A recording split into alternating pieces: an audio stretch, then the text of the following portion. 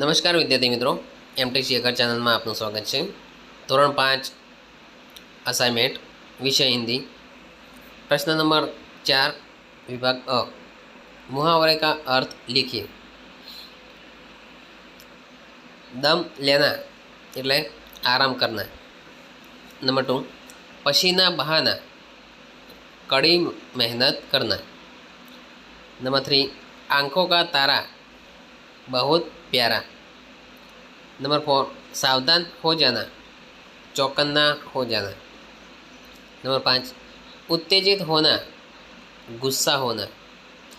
Number 6 गदगद होना पुलकित होना।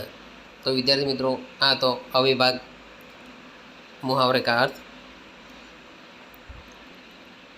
प्रश्न 4 ब विभाग समानार्थी शब्द लिखिए।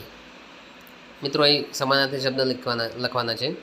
રાહી તો મુસાફિર, સિપાહી એનું સમાનાર્થી થશે સૈનિક, ધરતી તેનું સમાનાર્થી થશે પૃથ્વી, નન્હા એનું સમાનાર્થી થશે છોટા, મૂર્ખ એનું સમાનાર્થી થશે બેવકૂફ, શક એનું સમાનાર્થી થશે શંકા, વક્ત એનું સમાનાર્થી થશે સમય, દોસ્ત એનું સમાનાર્થી થશે મિત્ર। તો વિદ્યાર્થી મિત્રો, આ રીતે સમાનાર્થી શબ્દો લખવાના રહેશે। प्रश्न नंबर 4 क विरुद्धार्थी शब्द लिखिए। विरुद्धार्थी शब्द जीना मरना, आगे पीछे, छोटा बड़ा, छाव धूप, बाया दाया, धरती आकाश, दिन रात, अंधकार प्रकाश। तो मित्रों, आ रीते विरुद्धार्थी शब्द लखवाना रहेशे। प्रश्न नंबर 4 ड विभाग संख्याओं को शब्दों में लिखिए। मित्रों, અહીં તમને સંખ્યાઓ આપી છે ને હિન્દીમાં શબ્દોમાં લખવાની રહેશે।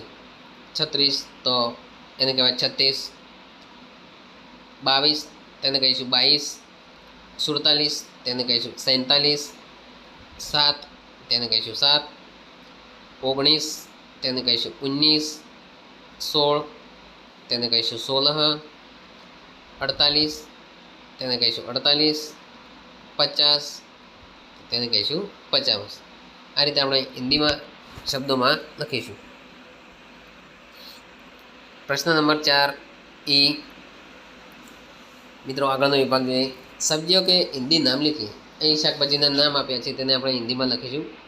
રતાળુ તો રતાલુ, વટાણા તેને કહીશું મટર, આદુ તેને કહીશું અદરક, કારેલું તેને કહીશું કરેલા, બટાટા તેને કહીશું આલુ, પરવળ તેને કહીશું પરવલ, ભીંડા તેને કહીશું ભીંડી, ફુદીનો તેને કહીશું ફુદીના।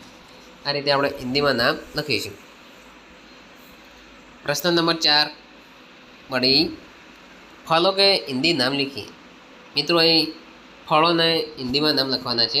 ચીકુ તેને કહીશું ચીકુ, નારંગી તેને કહીશું નારંગી, કેળું તેને કહીશું કેલા, જાંબુ તેને કહીશું જામુન, ફાલસા તેને કહીશું ફાલસા, સીતાફળ તેને કહીશું શરીફા, ચીપડું તેને કહીશું આર્યા, તરબૂચ તેને કહીશું તરબૂજ। અહીં મિત્રો ગુજરાતીમાં આપણે ચ લખીએ તરબૂચ, જ્યારે હિન્દીમાં તરબૂજ જ લખીશું। प्रश्न नंबर 4 ओ विभाग अनाज के हिंदी नाम लिखिए। अनाजना नाम आप्या છે તેને આપણે હિન્દીમાં લખીશું।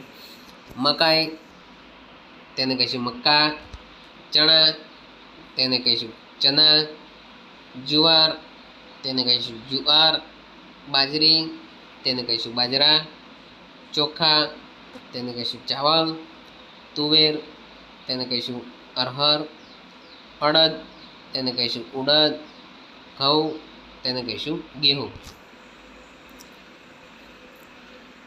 प्रश्न नंबर 4 विभाग बर्तनों के हिंदी नाम लिखिए। અહીં વાસણોના નામ આપ્યા છે જેને આપણે હિન્દીમાં લખવાના રહેશે। કડાઈ તેને કહીશું કડાહી, તપેલી તેને કહીશું પતેલી, નાનો તવેથો તેને કહીશું પૌની, સાણસી તેને કહીશું સણસી, વેલણ તેને કહીશું બેલન, ચીપિયો તેને કહીશું ચીમટા, મસાલિયું તેને કહીશું મસાલાદાન, રોટલી મૂકવાનું વાસણ તેને કહીશું રોટીદાન. તો વિદ્યાર્થી મિત્રો, આ રીતે પ્રશ્ન નંબર 4 તમારે પૂરો થાય છે. આગળ જોઈશું પ્રશ્ન નંબર 5. Thank you.